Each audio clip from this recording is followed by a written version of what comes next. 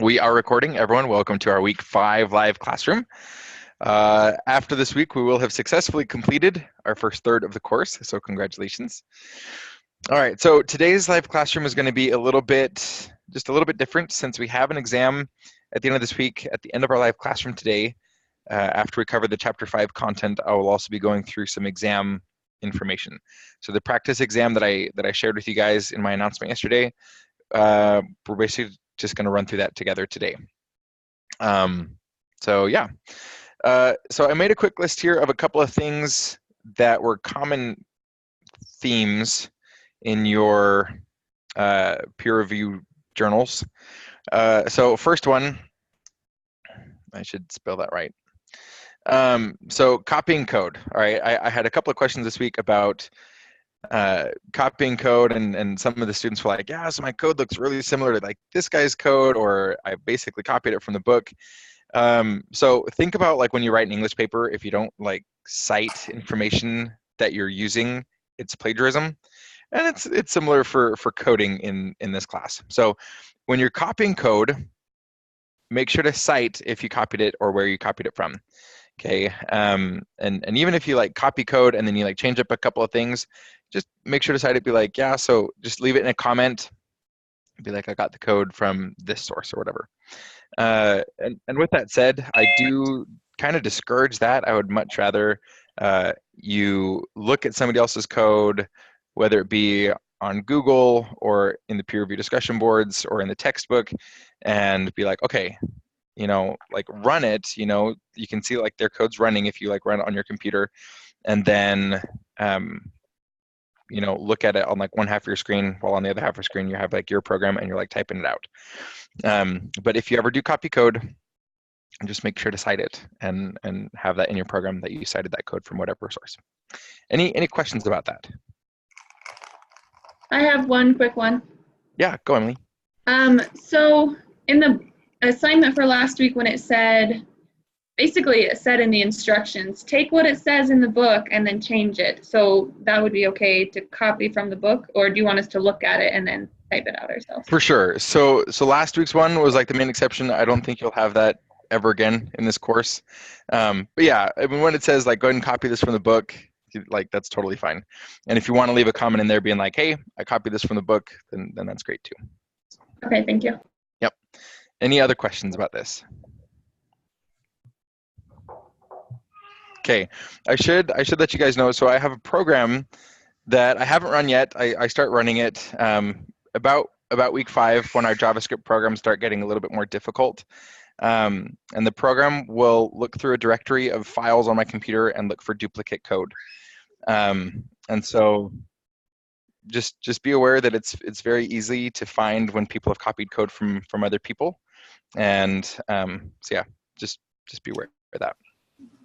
Another thing that I saw questions about was the difference between JavaScript and HTML. It gets a little confusing for some people because of the way that we embed our JavaScript into our HTML. But the HTML, if I look at one of our assignments here, let's just do week 4. We had this assignment to greet a user, right? All of my JavaScript in this HTML document is in this script tag. You can see there's like functions and variables and different things like that. Whereas the HTML is just all these different tags that have like opening and closing parts with things in between them. And so these tags are what HTML is, and then for this class we have JavaScript inside of our HTML files, which is perfectly legal in all situations outside of this class. But usually with like large enterprise projects, you will have JavaScript files being referenced from an HTML file so that the HTML can use those JavaScript files, but they're stored in separate places. Brother Bert? Yeah. Is it just because some of the things we're doing on JavaScript can be done in HTML? Yes. Yeah, so that was another comment that I got this week. Someone was like, yeah, so everything we've done in JavaScript up to this point, I can do in HTML. I'm like, yeah, you're right. Week 5, though, for example, we start diving into algebra, and pretty sure you can't do that with HTML. Okay, so from here on out, everything we do, you won't be able to do exclusively with HTML. So any math, any logic, any loops, anything like that, you can't do it with HTML. You need a more object-oriented programming language, not something that just like throws something on a page. So, good question. Brother Birch, what will the or how will it look if all of the assignments that we're doing, the expected outcomes should all look the same, correct? That code is all going to function similarly, so aren't there going to be a percentage of assignments that will have identical coding? So that's an interesting thing. Very rarely will the code be identical. Very rarely will character per character it be identical. You know, when you're writing your code, it'll be organized differently. Your thought process will be different. Your defining table or your comments will be different. The names that you use for IDs in the HTML, or the names for functions, or the names for variables will be different. The way you do your logic for the algebraic expressions will be different. So you'll see in the discussion board this week, the students will really kind of start to branch out because it gets more complex, and there's a lot of different ways to do it. The last two assignments, the last 2 weeks, it's been like, yeah, like have a header and 2 paragraphs in an HTML document, and it's pretty simple. And the ones last week, it's like, yeah, copy this from the book and like change your name or whatever. And so you'll see from week 5 on that there'll start being a lot of variance in the code. So, but yes, that's valid, and but I do take that into account when I'm looking at things. So, but don't stress it. Any other questions? Okay. This next one, time planning and being successful in the class. So I've heard a lot of people are just really busy. Life is really busy, and a lot of people are juggling work and other classes. And so this will be my time to say that week 5 is where it really starts to take off. So if you've been feeling like you haven't had enough time for this class, it's not going to get any easier anytime soon. So just be aware of that. If you need to reschedule your stuff, then that's fine. Otherwise, just be aware that it will start getting a little bit more difficult. So I don't want you to be scared. I just want you to be aware just that it requires a little bit of time. So. And then the last one, saving files as HTML. I'll do this in Sublime. I'll show you 2 different ways to do this. Let's say I took this code and I pasted it in here. I'm currently in an untitled document. I'll just hit Control S, which is just hitting the save button. Okay, and then when I'm here, I'll just like throw it on my desktop for now. Right now, it recognized that it's an HTML file because I copied it over and it has this doc type HTML tag at the very top. But if I didn't have that, it would likely not recognize this as an HTML file.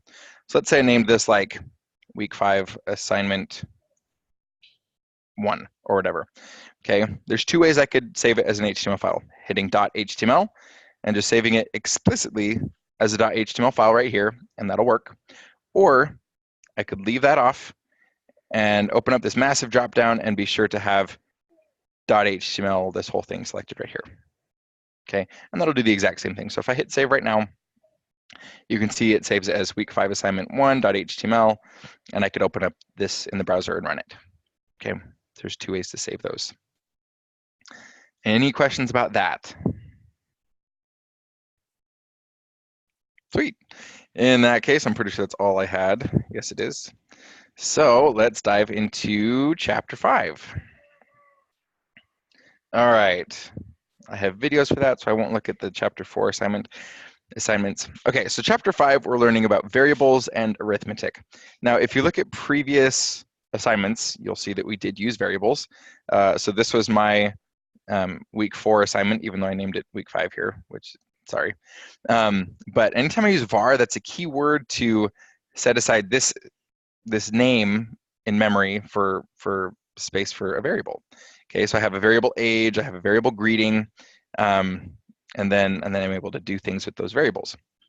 Okay, so we've already touched on variables a little bit, and then we have arithmetic, which we've all touched on a little bit in our lives, hopefully in grade school. And we'll kind of dive into arithmetic a little bit in this class and do it in programs. So, declaring a variable. Let me make this a little bit bigger. Okay, tells the computer to reserve space in main memory for that variable. So remember, main memory, or RAM in most cases, is a volatile memory, which means it's not permanent, okay? So if I have a program running and for whatever reason I close the application that's running the program, or my computer shuts off, that variable that was stored there is gone. It's not saved in anywhere that's permanent, okay? So these are all temporary. I can run a program and it'll save those variables in a temporary memory in a volatile state in RAM, and then it has those and it can use them while the program's running. And once I close the program, it's gone. Okay, so a couple of things about variables. They need to start with either a letter, a number, an underscore, or a $sign. Okay, for the purposes of this class, it'll be very rare that we'll ever start them with an underscore or a $sign. Some companies have coding standards defined for their programmers, and they'll say, anytime a variable is used for this, we want it to start with a $sign or something like that. But in most cases, you'll see that variables just start with a lowercase letter. You can't have spaces in variable names or other special characters not listed above. So any special character that isn't an underscore or a $sign, can't do it. Okay, and if you think about it, we learned about the different comparison operators that a computer can do, and that JavaScript deals with, like the exclamation mark shows up as pink in here because it's a negating operator. So I can't like throw an exclamation mark into here because it'll try to negate the variable reading, and so we can't have special characters in our variable names, and we also can't have spaces in our variable names. Okay, if I ran this program right now, it would say it has no idea what reading is because it found a variable named G, and it's waiting for like an equal sign to assign it something, or a semicolon to end the statement, and then I threw this there. So the computer isn't able to handle stuff like that with the way that JavaScript was designed. So can't have any spaces or special characters. And then I put right here, name it like you mean it, okay? We want our variables to be descriptive. Comments are great and can be extremely helpful with complex pieces of code, or like with our defining tables with saying what a program is meant to accomplish. But you want your variable names to be descriptive, So if I'm gonna have a function that finds the area of a circle, then I wouldn't want like variable A, B, C, and D. I'd want variables like radius and circumference or something like that, because then I wouldn't have to have comments being like, oh, this is the radius and this is the circumference, and then and things like that. So be descriptive with your names. All right, how to declare, we already covered that. Anytime you say var, that keyword var, you declare a variable. Fun little thing for you, you can declare multiple variables at once using a comma delimiter. So up here, I could say var age comma greeting, okay? And this is valid JavaScript code. I just declared two variables. I didn't assign them anything. If I wanted to assign them something, then I would use another comma delimiter, and I could say age is 15 and greeting is hi there, okay? And that would assign these values to their corresponding ones previous to the equal sign, okay? Generally, you're not super tight on space. Generally it's better to make your code a couple lines longer, and just because it's more readable, if I said var age equals 15 semicolon and var greeting equals hi there, then it's a little bit easier to see what's going on. But the other way is perfectly legal, having like this. Okay. Yeah. If you declare two variables and then you only leave one value, will it declare that one value for both of them or no? No, most likely it'll throw an error. If you had a comma and a space, it would probably assign whichever one was corresponding and leave the other one as undefined. Okay, thank you. Yep. Good question. Okay. With that said, though, I wouldn't do that. I would either declare multiple variables and leave them all as undefined and then add values to them later, or declare and assign all at once. If you're gonna do that like shorthand way of declaring variables. All right. Variable types. So in JavaScript, excuse me, we have a couple of different types of variables. We have a Boolean, which is just a true or false, like it can only have two values, either a true or a false value. And it's not a string. You're not assigning it a string value. I could say var, this is a Boolean value equals true. And you can see that true gets this like nice little almost violet color, or I can say false. Okay, and so false and true are reserved words in JavaScript for this purpose. Okay, because it's not a string, it's just false or true. Okay, and then this would automatically be recognized by the computer as a Boolean data type variable.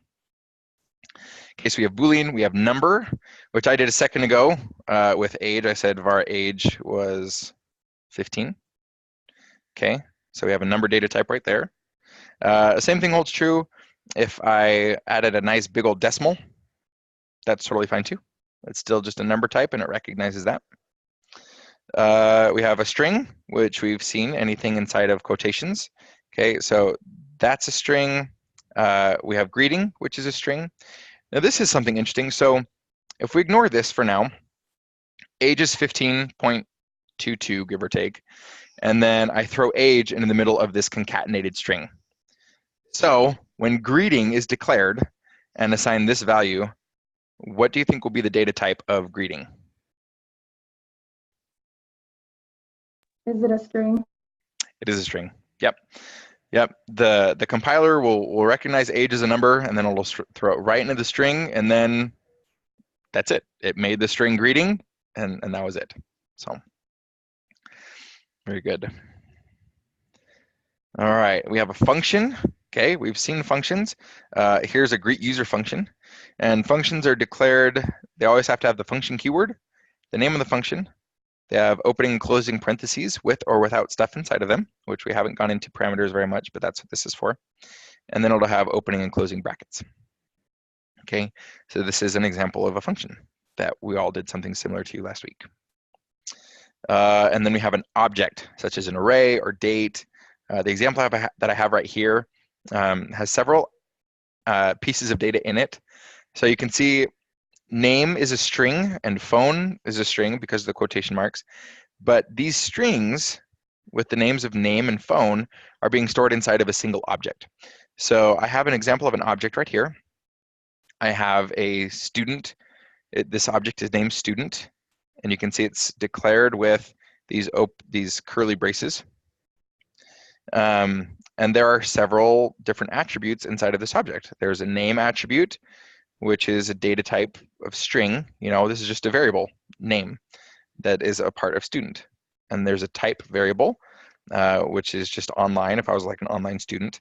And then birthday, which I declared as another string, but I didn't put a birthday in here. Okay, but I could have all sorts of stuff. I could say is online student, and I could say false. You know, he's an on-campus student, or something like that. Oh, oops, I did that wrong. I could say false. Okay, and so inside this object, I could have as many things as I wanted in here. I could have birthday, address, email address, phone number, grade, you know, anything like that for a student. And so this can be a really good way to organize data. But this is more just for your information right now. We'll go more into this in a couple of months. So any questions about these different data types that JavaScript has? I have a question. Yeah, go ahead, Garrett. So is an object basically something that just has multiple variables in it?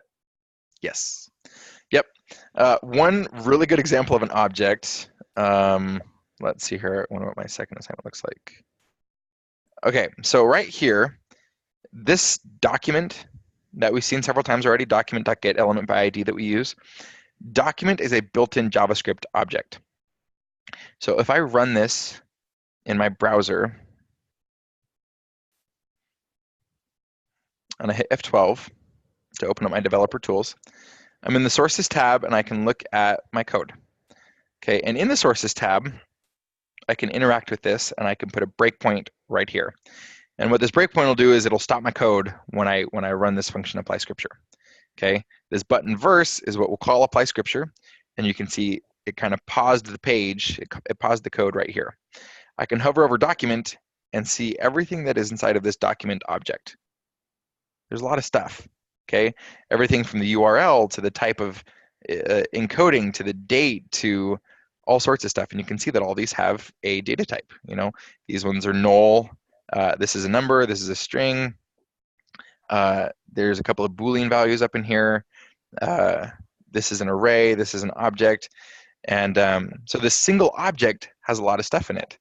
And in addition to that, it also has functions in it. So an object can actually store functions as well. And you know, this happens to be a very large object that's built into JavaScript. So that is an object that you will use pretty much every week in this course from here on out. So, question. Any other questions? Okay. Let me open this back up. All right. Assigning variables. So we already kind of looked at this a little bit. This assigned a Boolean, a number, a string. This declared a function. A function rarely looks like this when you declare it. Usually you have something inside the function, but this is all you need to declare a function. This is declaring an object, and this one right here, we didn't assign it anything. So my variable named empty is currently undefined because I didn't assign it anything. Okay. Desk checks. Okay, we're gonna work on desk checks this week. If you guys haven't noticed, you will have a little bit of work to do on desk checks in your assignments this week. But what a desk check is it's basically to help you walk through code mentally, or as it says on here, to check the code on paper, if you will. And so in this piece of code, this 4-line piece of code, I declare X, and then I declare Y, and then A, and then I assign X a new value. And so what this might look like as a desk check, you know, I have 3 variables, X, Y, and A.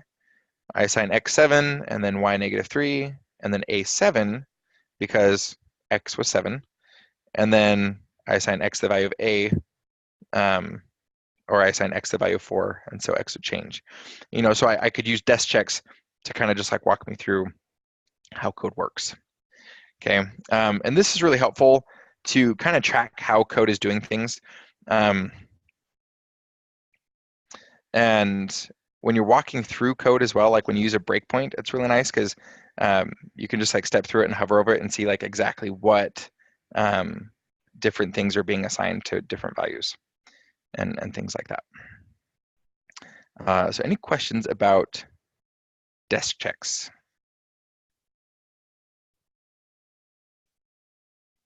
Okay. If you guys have any questions when you start working on your desk checks, just let me know. All right, so swapping values between variables. So there's not a specific way to, if I had 2 variables, to just assign them each other's values in like one line of code, at least not a very clean line of code. So the most efficient way to do this, and the one that would be the easiest to debug as you're working on it. So I have 2 variables, A and B. I would have to get a temporary variable to store a variable of one of them, okay? So I would assign swap the value of A, which is 10, and then I could put the value of B in A, okay? So A would be at 20, and B is currently at 20, which is why you need a temporary variable to assign that temporary variable back to B. So if we look at this desk check, you can see it started off at 10 and 20 for A and B. Swap got the value of A, then A got the value of B, and then B got the value of A. And then we didn't do anything else with swap. Okay, and so seeing this desk check here, it just helps you kind of walk through the code. Any questions about this example?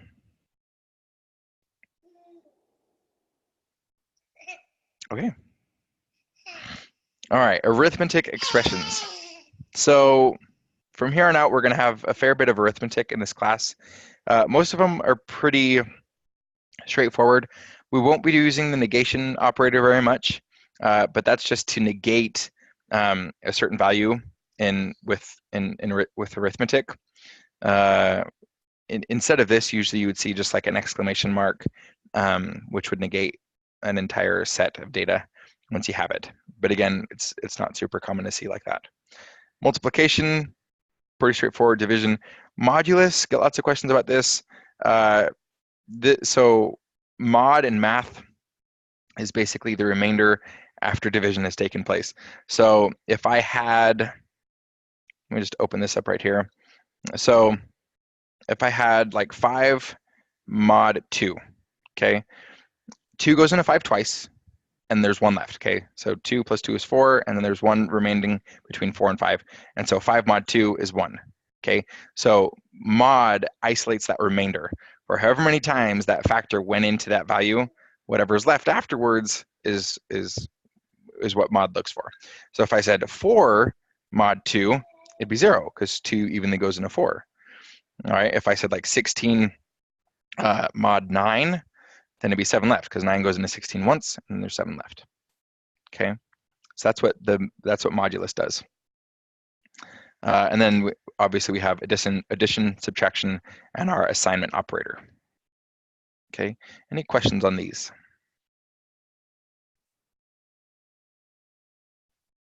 Sweet.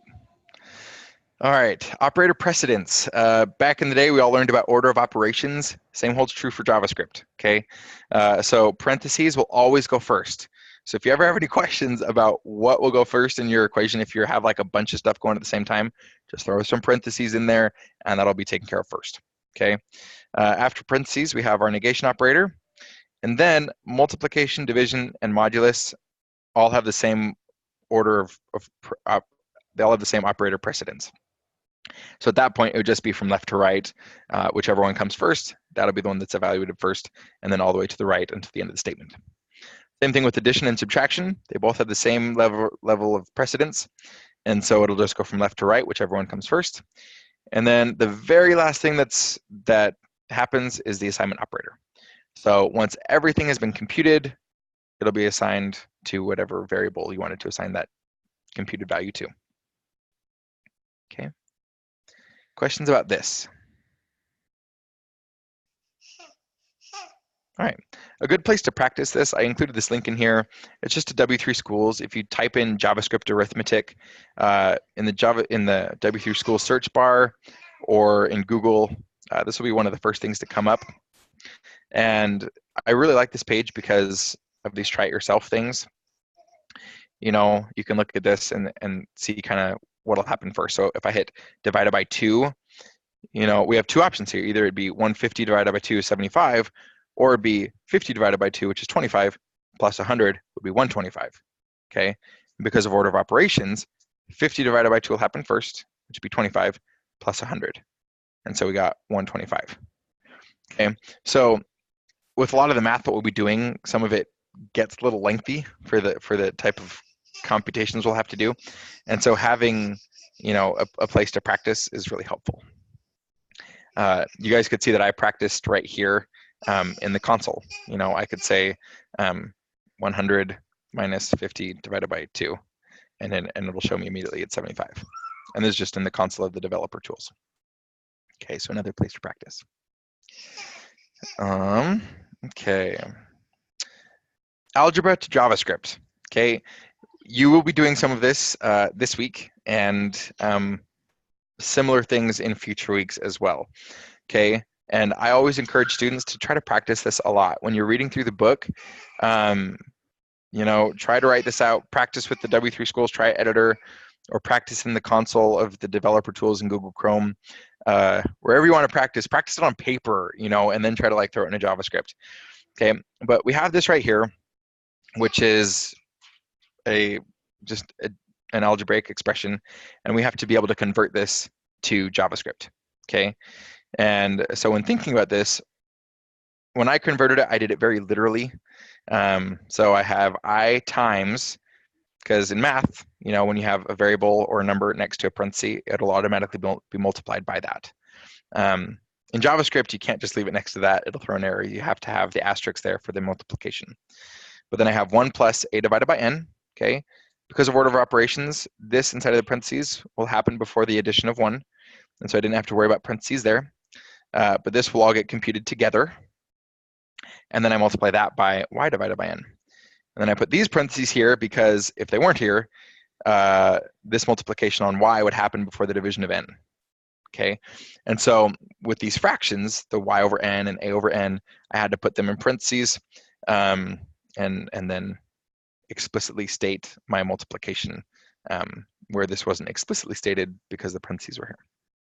Okay. And then this example, a little bit more going on here, but again, very similar thing. You know, this denominator in this first fraction, I threw this into parentheses, the entire thing. You can see I have an opening parentheses right here to the left of 2, and a closing one to the right of 13. And then I had another one right here for r plus 13, just to make sure that that happened before I multiplied 2 by it.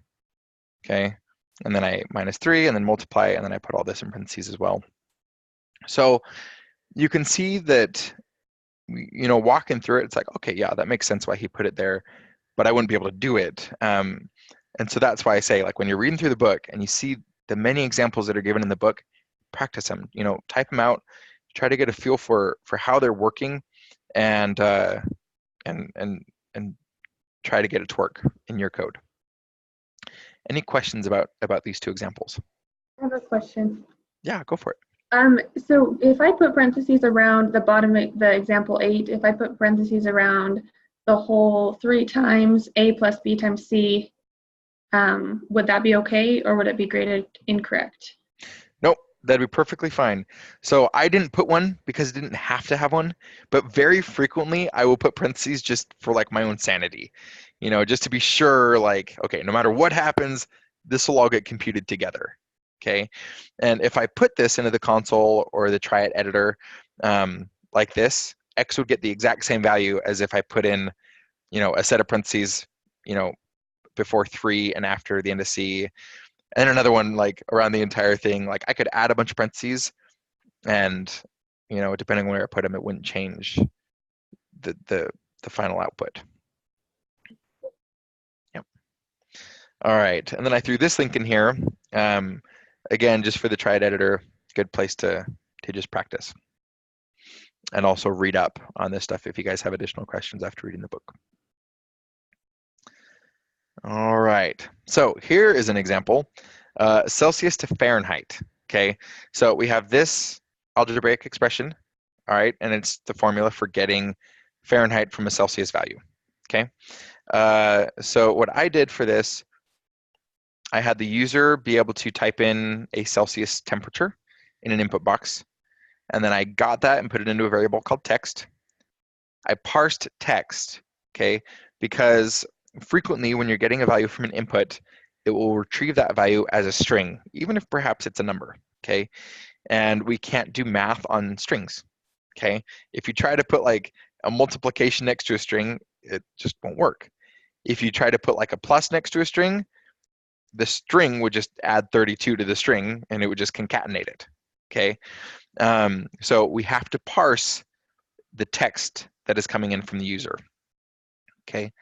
And then in here, I put my formula, okay? So because of operations, the order of operations, I just put c times 9 divided by 5 and then plus 32, and then I assign this value back to the inner HTML. So let's go ahead and run that real quick. We're in chapter 5. Okay, Celsius to Fahrenheit. I'm going to copy this file path and throw it in here. Okay, so enter temperature in Celsius. I'm going to look over here just so we can see the code that's going on here. And then convert. And then you can see this value that came up in Fahrenheit. And if we wanted to, I could put a breakpoint in here and see what we'd get from this input box for the first time. So you can see that it has the number 50, but it's in quotation. So it's technically not a number, it's a string at this point. And then after we do parse float on it, the value C is in fact a number now that it's been parsed. Now that string has been parsed. Okay. And then this isn't required. This is just something I threw in at some point, but that's not required. But then we can calculate the Fahrenheit value with this right here. And with this debugger, it's also nice because I can like highlight each chunk and see what C times 9 would get. And then once I divide that by 5, see what it would get. And then adding 32, I can highlight all that and see it got 122, which is what F ended up being at. And so, so the debugger is nice because you can kind of just like walk through your code and make sure that it's what you expected at each point. Okay.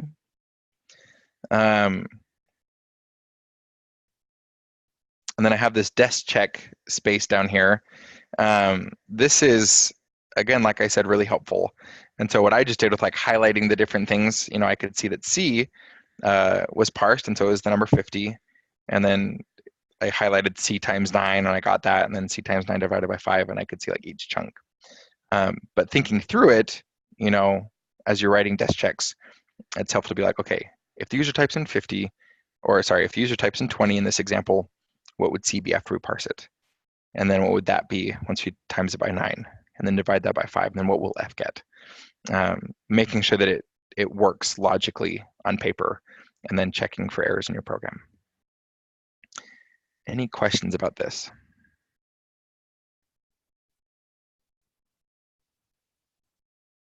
Okay, sweet. Alrighty, assignment operators. Okay, so these are opportunities to, they're basically shortcuts, which can be really nice. So this first one, they're all very similar. And what they do is, let's say I have a number. Okay, let's say I had $10. Okay, and then I was going to mow lawn and make an extra $20, for example. Okay, I could use an assignment operator to say my total money equals 10 plus 20, but instead of that, I could say my total money plus equals 20, and then it would automatically take my total of 10 and just add 20 to it. Okay, and so you can see that right here with this addition one, x equals x plus y. So in my example, 10 equals 10 plus 20 is the exact same thing as saying x plus equals y. It basically just adds y to whatever variable you're dealing with. And it's the same with all these. So if x was 2 right here, and I said 2 equals 2 times 5, okay, so then 2 would end up being 10. It'd be the same thing right here. X times equals 5. It would just multiply x times 5 and assign that back to 5. And it's the same with all these. Brother Britt. Yeah. I had a hard time understanding assignment operators, especially when I was going through the review questions. So in none of these examples do they have multiple. So like if it said x times equals 5 plus 3, would you distribute that like throughout the 5 plus 3, or would it only be x times 5 plus 3? Does that make sense? Yeah. Let's run it. So I'm going to come back over here. I'm going to ignore the Celsius code right here, and I'm just going to use the console. So you said, can you say that to me again? What was the example? I just said x times equals 5 plus 3. Okay. So do you know what the value of x was? Whatever number. Okay. So let's say x is equal to 10. Okay. So if our x equals 10, and then x plus equals, or times equals 5 plus 3? Either one. I just want to see with multiple. Okay, so we'll say x times equals 5. Let's just start there. Okay, so what do you guys think x will end up being after this? 50. 50. Okay, sweet. All right, let's put x back at 10. And now we'll say x times equals 5 plus 3. Okay, in my mind, we have two options here. Either this multiplication will take place, and it'll be 50 plus 3, which will be 53. Or it'll be x times equals 8. Okay, and when we run it, you'll see x times equals 8. Okay, so in this case, it took everything to the right of our operator, and it computed that. Okay, if I had a longer expression over here, like if I had x times equals 5 plus 3 divided by 2 or something like that, order of operations would hold true. This 3 divided by 2 would take place first. We'd end up timesing x by 6.5. But everything to the right of this equal sign will take place first, and then we'll multiply x by that value. Okay, thank you. Okay, yeah. And I would encourage you to do this, okay? I just opened the developer tools in one of my programs. It didn't matter which, okay? I'm not changing the code in my program. But the console right here is just a little JavaScript playground. I could like open it up and check it out, and I could, actually see what this would end up computing. Okay. Great question, Emily. Thank you. Yeah. All right. Let me see if I had another example that I wanted to share with you guys.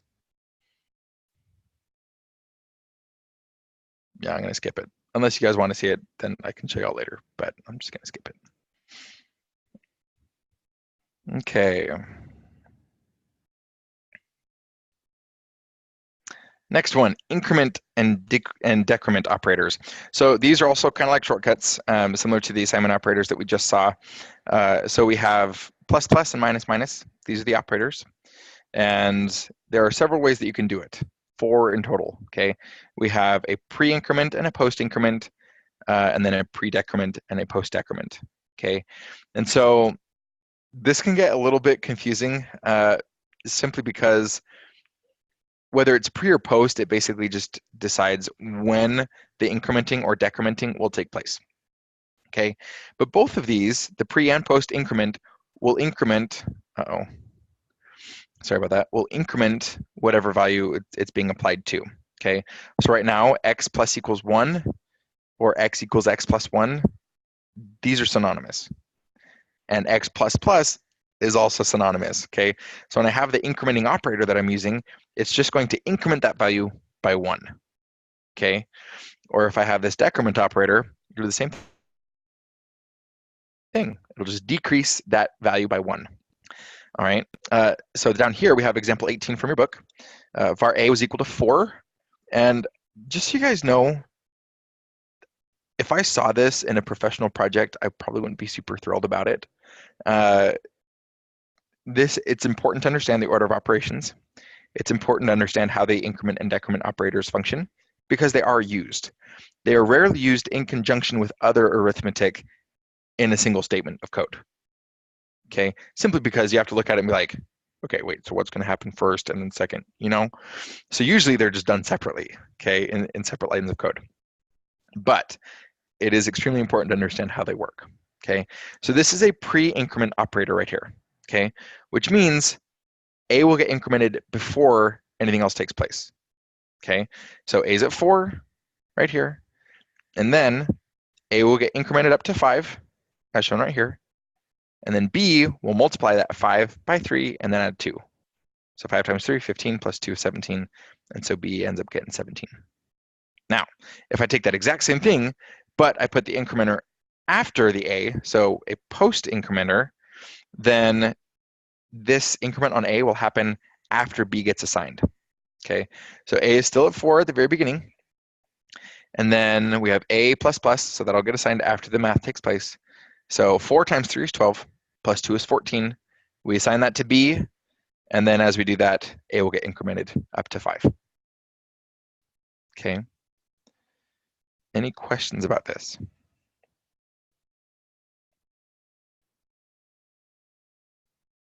Okay. Again, practice. Put it in your console, use the W3 Schools Triad editor, whatever you want, but if you ever have any doubt about it, just split up your expressions, your algebraic expressions, and just try and be like, okay, this should be getting this number. Does it work? This should be getting this number. Does it work? And then if it doesn't, try to figure out why. I'll go into this more in a bit, but on your tests, you can use the developer tools. You can use W3 Schools and other programs, and you can run your programs in your browser. Okay, so if you can learn how to use those tools, you can test out these things, as you're taking your test, which is an invaluable skill, which is why those things are allowed. Okay, math object. Now, I'm not super good at math. Okay, I know the basics. I know a little bit, but I have no idea how I would get all of these constants or any of these math functions from scratch. So I'm really grateful that JavaScript has a math object to do that complex math for me. All right, but the math object in JavaScript has a lot of stuff in it. You can get pi. This is a super common one. Okay, just math.pi. Just like document.getElementById, you can use that to access something in the HTML. Math.pi will just spit out pi for you, and then you can just use it. Okay, so if you need to find the circumference of something, you just get the user to give you the radius and use math.pi. Okay, you got square root, log, e, different things like that. And then over here you have trigonometry, all sorts of stuff down here. This one's pretty cool. You have random. You can get a random number from JavaScript. And so that's there for you. You can round numbers. So yeah, a lot of different things that the math object has. So right here, let me just run this program. I'm going to show you a couple of them. So right here, I have a couple of examples of how I would use math.py. So like I said, I could find the circumference of a circle by entering the radius. I could find a random number, okay? And this is what a random number looks like when given by math.random in JavaScript, okay? It just gets a value between 0 and 1, and this is the random number that it gives you. And then if we want to make it like a random number between 1 and 1,000, you know, we would just end up multiplying that. You can get a random number within a range. So if I said 1 in 1,000, you know, and I could get a random number between 1 and 1,000. All right, and I'll show you the code behind this in a sec. We have math.round. So if I had 5 point, a big old decimal, you know, I could just round it down to 5. Or if it was bigger, I could round it up to 6. Or decide how many decimal points you want. Okay, so if I decide I want 5 decimal points, then looks like that function wasn't working. But let's look at our code here real quick. And I'll just show you. So right here, I use math.py. And this is how it's used. Like I didn't declare math anywhere else in the code. Math is just built into JavaScript. So once I had the radius from the user, I could just say times math.py. And that was it. Okay, math.random, I'm calling a function called random that's inside the math object. All right, finding a random number inside of a range, that was a little bit trickier. So you have a start and an end value that you get from the user. And then you multiply the random value, you're still getting a new random value, times the end minus the start, and then you add start to it to make sure that it ends up in that value inside that range. Okay, then we use math.round. You pass in a single number to round that number. And then math.pow, you know, that's just dealing with exponents. So I have 10 and then times however many exponents that I want. You know, so here's a few examples of how the math object can be used in JavaScript. I know this looks like a lot, but are there any questions about this? So do you remember all those functions? Google is my best friend. Okay, some of them you remember, yeah. You remember, oh yeah, there's a math.random, there's a math.round, you know. If somebody told me to like find the cosine of something, I'd probably have to Google it because I haven't done that very much, you know. But what I would Google is just, you know, JavaScript math. I just typed in JavaScript math. Look, we have our W through schools JavaScript math object, and then it comes up here. There's math.py, math.round, and then down at the bottom, it shows a bunch of stuff that math can do, and then more things that it can do. You know, so Google's a great tool. Obviously, you can't use Google on exams, but if you know like where to find them in W3 schools, you can use that on your exams. But your exams won't cover anything new, you know. So if you're doing the assignments and you know you're like practicing with the examples along with the book, you won't have anything that'll like surprise you in the exams. But no, Lana, to answer your question, I don't have them all memorized.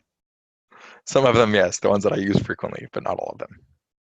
So a question about our exam, since Yeah. you brought it up, we can run our program in our browser and that won't count against us. That'll be okay. It's very okay and Okay. incredibly encouraged. Well, that's what I figured, but there was that whole don't use the internet thing. So I wanted to make sure I wasn't crossing a line. Okay, yeah, sweet. So I'll go into more detail in just a minute. But yes, that's definitely okay. All right, let's see if we can make it through this. Okay, good. Common mistakes. Forgetting to declare a variable. Okay, you'll have a big old error if you try to assign a value to a variable that's not there. Be like, hey, I have no idea what miles is, and you'll be like, oh, I forgot to put the var keyword in there. Declaring the same variable twice. Now, if I did this, var total equals 175, var total equals, times 1.06, this might not always throw an error depending on how I write my statement, but it is incorrect. Especially when you're using an assignment operator like this, that's very incorrect. And it probably won't work. If I did this and I declared var total like that, it would probably instantiate it with nothing, and then times equal it by 1.06, which would still be nothing. But if I'd said var total equals Sally, var total equals Eric, like I'm not doing any math, so it would just declare it as Eric, which is still incorrect because you didn't have to declare it twice. But yeah, with this type of math, though, it wouldn't even work. For getting quotes around text, if I said var a equals word, your computer will try to find the variable word somewhere. So if you're assigning a string, you need to make sure it's in single or double quotes. Either's fine, but they have to be the same. They have to match. And then using parentheses for multiplication. We already talked about this in algebra. It's explicit. The 3 multiplies the x and the y. But here we have to put an asterisk here to say, okay, I'm going to multiply 3 by these values. Using a caret for exponentation. Again, this is totally legal in algebra, and that's what you do in algebra, but in JavaScript we have the math.pow function, and so the way we use that, you have a number and then an exponent. So we have a comma right here splitting up the math.pow function with 2 parameters. The first parameter is the value that will be multiplied, and the second parameter is whatever power you're going to multiply it by. Forgetting to parse text. Oh yeah, someone have a question? Yeah, so I saw another website. It said double asterisk can do the same function as math.pow. It can do the same function as squared. So if I did math.pow x comma 2, which would square x, a double asterisk will do that, but it won't do like cubed or to the 4th power or to the 5th power. It will only square a value. Oh, all right, gotcha. Yeah, good question. Okay, last one, forgetting to parse text to a number. Okay, so again, like I said, you can't multiply a string by a number. Okay, so if I said x equals this value that the user gave us and sum equals x plus 5, let me just show you guys what that would look like. So I'll open up my console here. So if I said x equals some string. Actually, you know what? Let's just say x equals 10. All right, and then I said var y equals x plus 2. And I typed out y here. You can see it concatenated 10 and 2. It didn't compute it. It's not 12. It's 102 as a string because it concatenated it, because x was a string. Okay, so we always need to be sure to parse our value. So instead, I would say var x equals 10, still a string, and then I could say, x or y equals, and I could say parse float x, just to parse it, and that'll turn it into a number, plus 2, and you can see it's 12.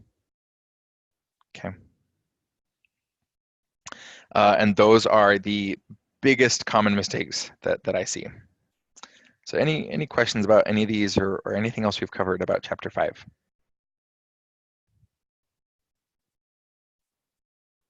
Okay, it's a lot. Yeah, go ahead, Emily. This is my last one, I promise. You're good. Writing math.pow and then if you put like c comma 2, that would be the exact same thing as just writing c times c. I mean, yeah, that's right? Yep. Yeah, so just to throw that out here, so if I had var c equals 3, multiple ways to do it. So I could say var y equals c times c, which would be 9. Okay, we just squared it. Or I could say var y equals math.pow, and then we have c to the 2nd power. And if I type in y, you can see it's 9 again.